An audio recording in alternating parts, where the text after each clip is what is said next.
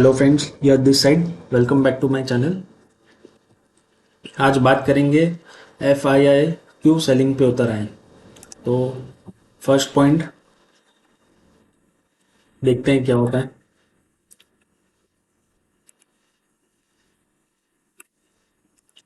चलना भाई।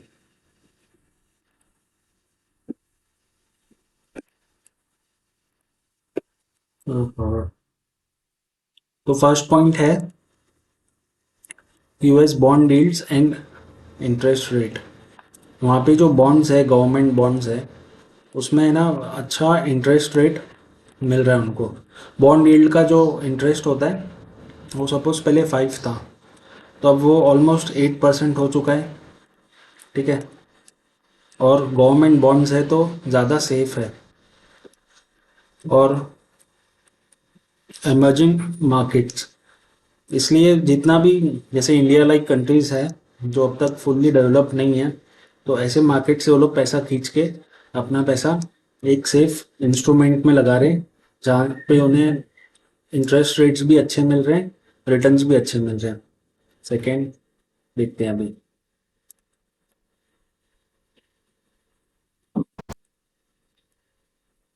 Global risk off sentiment, geopolitical tensions, economic slowdowns और banking crisis cause FII to reduce exposure to riskier markets. जैसे अभी geopolitical tension है, Israel और हमास के बीच में जो वॉर हुआ था। ठीक है। इसराइल लेबनान के बीच में जो हुआ था, ईरान के साथ हुआ था। तो देखो, ये इसराइल एक काफ़ी पावरफुल कंट्री है। ठीक है। Backed by Americans. और जितने भी बड़े हेज फंड्स होते हैं, इनके पॉलिटिकल कहीं ना कहीं कनेक्शन होते ही हैं। इन्हें प्रायर मालूम पड़ जाता है कि आगे क्या हो सकता है। ठीक है। ये कनेक्शंस के थ्रू कि और इंटेंस वॉर हो सकता है या नहीं। लाइक अभी ट्रम्प ने बोला था कि वो ईरान पे अटैक करेगा आफ्टर बिकमिंग PM प्रेसिडेंट। ठीक है। तो अब तक ईरान पे अटैक हुआ नहीं है, बट चांसेस बहुत हाई है कि वो इसको अटैक कर सकता है, और ये न्यूक्लियर पावर बनने की तैयारी कर रहा है। अगर इसराइल के सपोर्ट से वो ईरान पे अटैक करता है, तो एक ये काफ़ी डेंजरस गल्फ वॉर वापस होने का चांसेस है। ठीक है। गल्फ वॉर वापस हो सकता है। तो ये भी एक जियो पॉलिटिकल टेंशन है। प्लस रशिया यूक्रेन वॉर देखोगे तो वो डे बाय डे इंटेंसिटी होती बढ़ती जा रही है उसकी। ठीक है, रशिया यूक्रेन वॉर की। और ये हो गया जियो पॉलिटिकल टेंशन। इकोनॉमिक स्लोडाउन, आप देखोगे तो इंडिया में Q2 के रिजल्ट्स जितने भी आए थे, सब एकदम वाहियात थे Q2 के। और not only India but globally आप देखोगे तो एक स्लो डाउन आ चुका है, जो पोस्ट कोविड बूम आया था उसके बाद। और बैंकिंग सेक्टर भी देखोगे अगर आप, तो US के बैंक्स भी काफ़ी प्रेशर में है। ठीक है।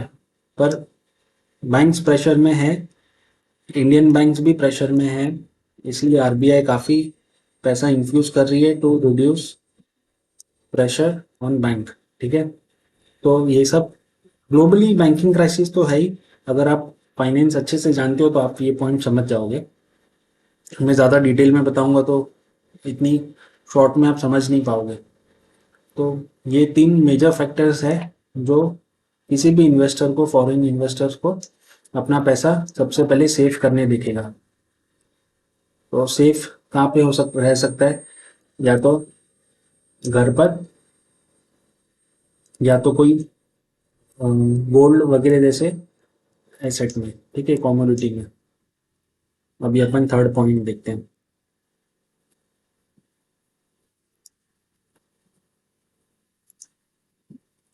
प्रॉफिट बुकिंग आफ्टर कोविड देखोगे आप, पोस्ट कोविड 2021 से 2024, पोस्ट इंडियन इलेक्शंस। ठीक है। मार्केट कांस्टेंट एक रैली ही देता रहा है। छोटा मोटा पुल बैक आया है, फिर रैली देता रहा है। तो जो स्टॉक 100 रुपये का था, 200 रुपये का था, वो ऑलमोस्ट 4 टाइम्स हो चुका था, 800 रुपये तक चला गया था। फॉर एग्जाम्पल GMDC आप देखोगे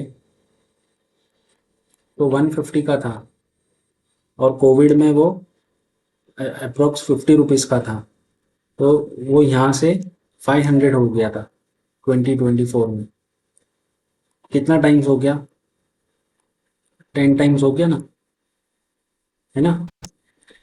तो इतनी, मतलब ये एक स्टॉक मतलब ये एक स्टॉक का एग्जांपल दे रहा हूँ मैं। ऐसे काफ़ी सारे स्टॉक देखोगे आप, जो 100 रुपये के थे, वो ऑलमोस्ट 500 रुपये तक जा चुके हैं। जो 500 के थे वो 2000 हो चुके हैं। जैसे डिफेंस में आप देखोगे, कोचिंग 600 का था, 500 का, हाँ 600 का था 2023 में। फिर उसने 3000 का स्प्लिट भी हुआ, अब 600 से डबल हुआ 1200, फिर 600 आया स्प्लिट होके, फिर वापस 3000 चला गया, अब वापस 1200 आ गया। तो मोर देन 50% करेक्ट हो चुका है। तो प्रॉफिट बुकिंग कहीं ना कहीं आनी बाकी थी, और वही दिख रहा है, अब मार्केट में असर हो रहा है वही चीज का।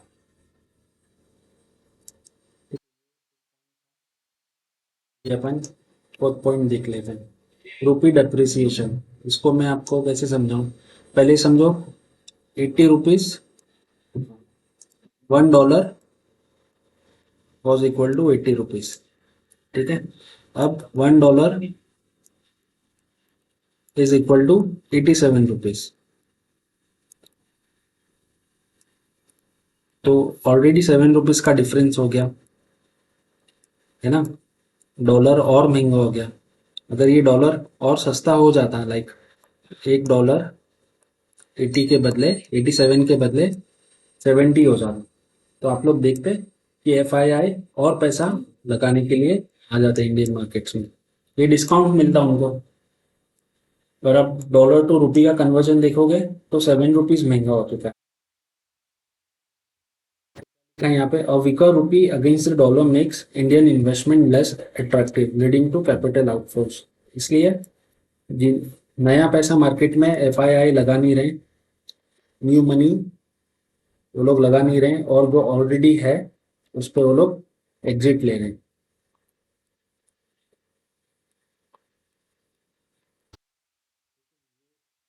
फोर्थ रीजन है FII के आउटफ्लोज का। अभी अपन फिफ्थ देख लेना है, इंडियन स्पेसिफिक कंसर्न्स। अभी सितंबर में आप देखोगे तो रेगुलेटरी चेंजेस, बजट अनाउंसमेंट्स और corporate earnings can influence FII decisions. तो सेबी ने एंट्री बैरियर बढ़ा दिया था ऑप्शंस का, ठीक है। इंडेक्स डेरिवेटिव्स में वो लोग ने एंट्री बैरियर बढ़ा दिया था। फॉर एग्जाम्पल पहले एक लॉट 10,000 में आता था, तब उसको सीधा 15,000 कर दिया है।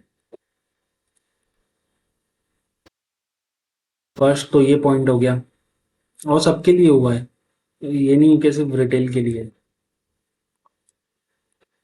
तो अब पहले जहाँ 1 रुपये लग रहा था, अब वहाँ पे 1.5 टू 2 रुपये लग रहा है, ऑलमोस्ट डबल।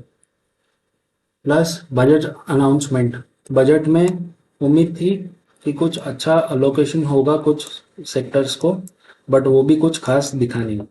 बजट काफ़ी वॉलेटाइल इवेंट रहता है, मार्केट कैसे रिएक्ट करेगा किसी को कुछ पता नहीं। बट फिर भी 12 लैक्स का हमको, टिल 12 लैक्स हमको कोई टैक्स नहीं देना है, इससे FII को कोई फायदा नहीं मिलेगा, ठीक है। और ना SG short term capital gain पे वो लोग ने कुछ किया, ना लॉन्ग टर्म कैपिटल गेन पे वो लोग ने कुछ बोला। तो ये एक प्रॉब्लम था। Rotation to the other emerging markets, FIIs may find better investment opportunities in other countries like China और ब्राज़ील। अभी एक पॉइंट ध्यान रखना, जो फ्यूचर है ना वर्ल्ड का, वो ग्रीन एनर्जी है, ठीक है। ग्रीन एनर्जी है वर्ल्ड का फ्यूचर।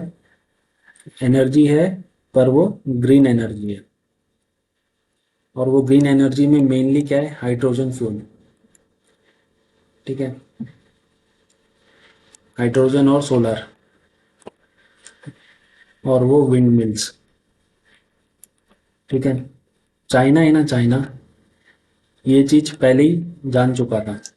इन ईयर ऑफ 2015, 2019, आप बहुत आर्टिकल्स हैं आपको मिलेंगे ये 2020 की। जैसे जैसे एनवायरनमेंट खराब होता जा रहा है जैसे, तो कहीं ना कहीं एक पॉइंट पे आके इतना सेचुरेट हो जाएगा कि हमको जो सोर्सेज थे एनर्जी के, वो उससे शिफ्ट होके ग्रीन और क्लीन एनर्जी पे शिफ्ट होना पड़ेगा। तो चाइना के पास है ना ये तीनों का भंडार है, और वो ये तीनों पे बहुत ज़्यादा अच्छे से काम कर रहा है, इसकी सप्लाई पर भी, इसके मैन्युफैक्चरिंग में भी, और इसकी टेक्नोलॉजी में भी।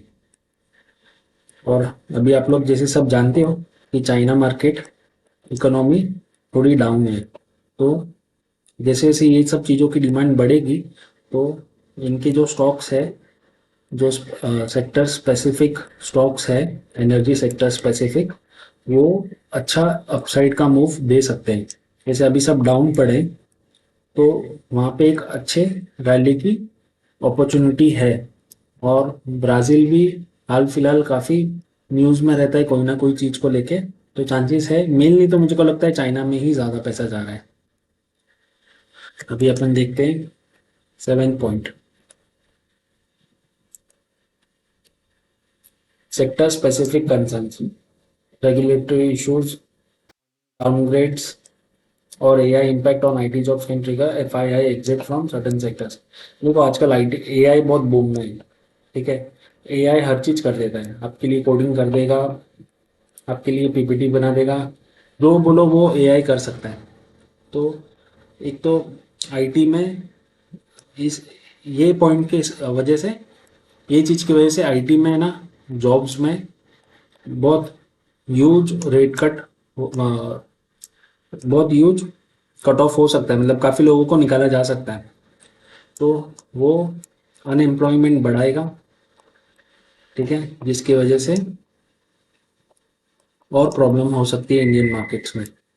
अब तक आप देखोगे तो यूएसए, यूके, जो भी बड़े ये टेक्नोलॉजी वाले कंट्रीज थे, उनकी जितने भी आईटी कंपनीज थे, कहीं ना कहीं वो वहाँ तो है ही, पर यहाँ इंडिया में उन लोग का काम सस्ते में हो जाता था।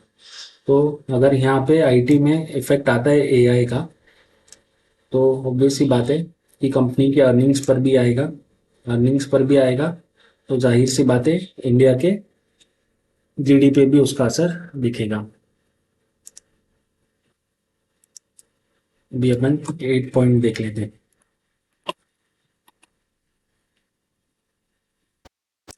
Hedge funds and algorithmic trading. Automated trading models may trigger selling at key levels, influencing market movements. देखो, एल्गो यूज करके ना काफी टाइम हो गया मार्केट्स में। I guess after 2010 slow and steadily algo काफी हद तक अपनी बेस बना चुका था। 2015 के बाद तो ये एकदम ही ऊपर चला गया था, और अभी लास्ट 5 साल में आफ्टर 20 पोस्ट कोविड ये और ज़्यादा, मतलब लोग यूज़ करने लग गए। तो एल्गो के हिसाब से भी ये बात सही लगती है मेरे को, कि जैसे आपने सेट किया होगा कि मेरे को मतलब ये सिस्टम में मेरे को 20% प्रॉफिट हो जाए, तो ऑटोमेटिक सेल ऑफ आ जाना चाहिए। तो जैसे जैसे जिसका जैसे ट्रिगर हो रहा होगा प्रॉफिट, वैसे वैसे वहाँ पे एग्जिट पोजीशन हो रही होगी। ठीक है, ये ये इतना चलो मैं नहीं मानता इतना वो है, ये इम्पोर्टेंट है। 9 पॉइंट देख लेते, पॉलिटिकल अनसर्टेनिटी। अभी जैसे अपना इलेक्शंस था, और वो तो अभी हो चुका है, बट उसके बाद भी एक उम्मीद थी कहीं ना कहीं एफआईआई को भी कि बीजेपी अकेले गवर्नमेंट बना लेगी, पर वो उम्मीद नहीं मतलब सच साबित नहीं हुआ। और जॉइंट उसमें पार्टी बनी है, तो वो भी एक कारण हो सकता है। क्योंकि देखो यार, रूलिंग पार्टी अकेली होती ना बीजेपी, तो जो बिल चाहिए वो अब मेजोरिटी ये लोग खुद ही पास कर देते, कोई ऑपोजिशन होता नहीं, तो वो काम इजी हो जाता है। काफ़ी सारी चीज़ें होती है इसके पीछे, अब वो हर चीज़ में आपको एकदम डिटेल में यहाँ नहीं बता पाऊंगा। Liquidity crunch, global liquidity tightening और margin calls in other markets में फोर्स एफआईआई टू लिक्विडेट।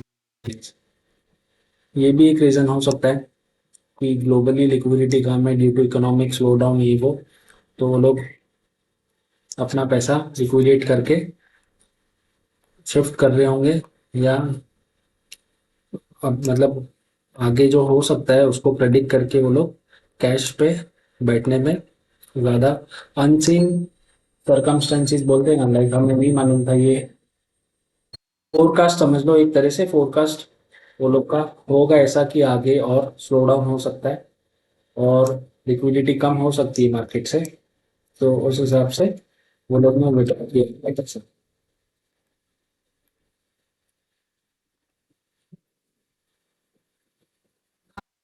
जैसे अदानी है, ठीक है, अदानी का हिंडनबर्ग ने किया था, बट कुछ निकला नहीं, he was clean, he came out clean, वो बस एक मैनिपुलेशन था, पर ऐसा कुछ था नहीं, तो ये तो फॉल्स है, मैं मानता नहीं। अब तक इंडिया में कोई भी ऐसा कांड हुआ नहीं है, जो भी होना था वो 90s में हो गया था, डॉट कॉम बबल वगैरह वो जो सब था वो सब हो चुका था, तो अभी कुछ ऐसा है नहीं।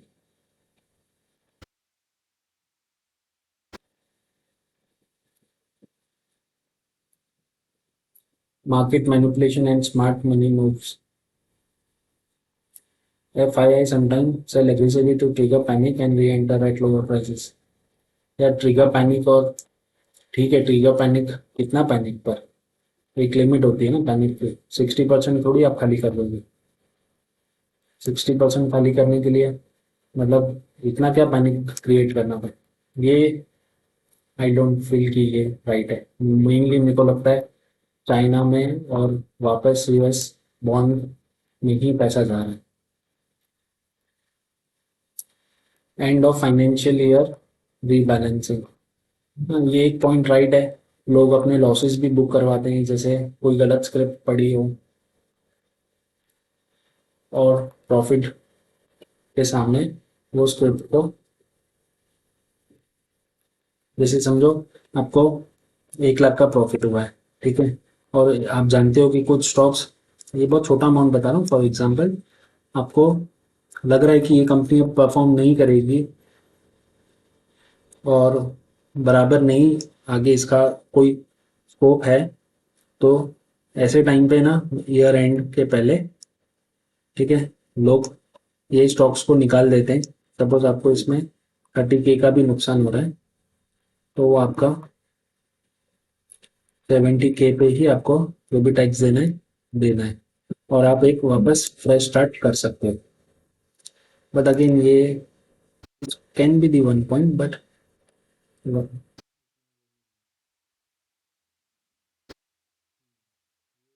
वैलिड पॉइंट लगता है। Bitcoin ETF, gold and real estate investments में attract FII funds away from stocks.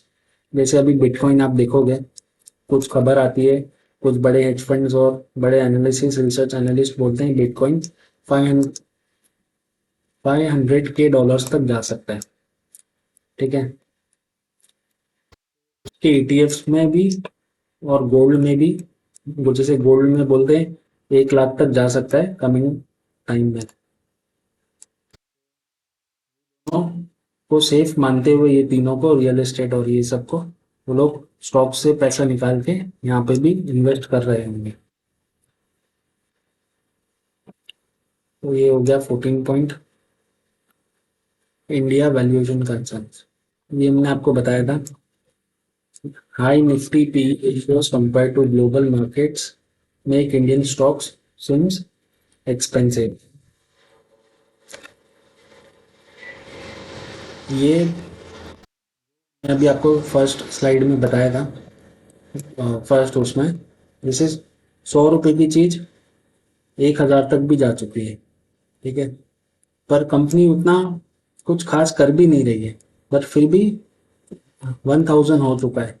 तो कहीं ना कहीं वो देखते हुए भी कि भाई ये इतना वैल्यू, फेयर वैल्यू नहीं है ये कंपनी का, तो उसको फेयर वैल्यू पे लाने के लिए भी ये चीज होनी होगी, क्योंकि हायर वैल्यूएशन है कंपनी का।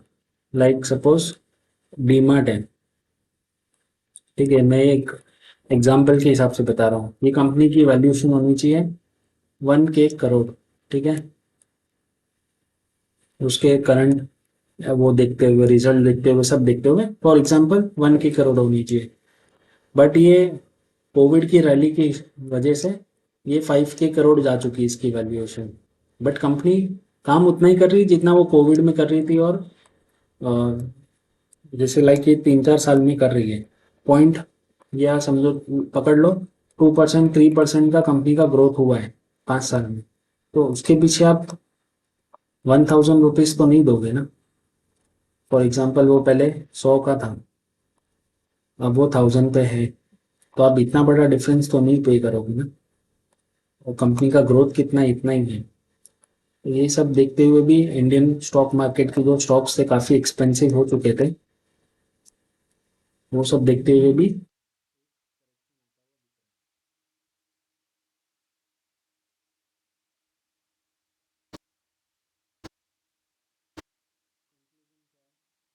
FII selling is influenced by multiple factors and not always a sign of market weakness। ये काफ़ी सारे फैक्टर्स को, जैसे अभी अपन ने 14 पॉइंट्स एनालाइज किए थे, 15 पॉइंट्स, वो फैक्टर्स को, वो फैक्टर्स की वजह से भी हुआ होगा जो अब तक फॉल आया है। और ये नहीं शो करता है कि साइन, ये साइन नहीं है कि मार्केट में क्रैश आने वाला है या कुछ। ये बस एक छोटा सा, नॉट छोटा सा, बट एक अच्छा पुल बैक लिया है मार्केट ने, और स्टॉक्स ने तो ऑलमोस्ट 50% का करेक्शन दे दिया है। तो जो भी स्टॉक्स आप देखोगे मिड कैप स्मॉल कैप में मेनली 50% तक करेक्ट हो चुके हैं। अब लार्ज कैप्स मेरे को लगता है कि कमिंग टाइम में, 1 महीने में लार्ज कैप्स की बारी होगी। Not 50%, but at least 10 to 15% more from their CMP। तो वो भी ओवरऑल 25-30% तक करेक्ट हो जाएंगे। एंड देन आफ्टर मार्च हम देख सकते हैं फ्रॉम अप्रैल और मई एक वापस बुलिश मोमेंटम मार्केट में आ सकता है। तो फ्रेंड्स, इतना ही था ये वीडियो। आपको अच्छा लगा हो, ऐसे और वीडियोस मैं बनाऊंगा आगे। लाइक शेयर और सब्सक्राइब कर लीजिए। कमेंट्स में पूछिए कुछ आपको डाउट हो तो। इंस्टाग्राम पे भी आप फॉलो कर सकते हो, मैंने लिंक डाल रखा है। थैंक यू, बाय बाय, जय हिंद।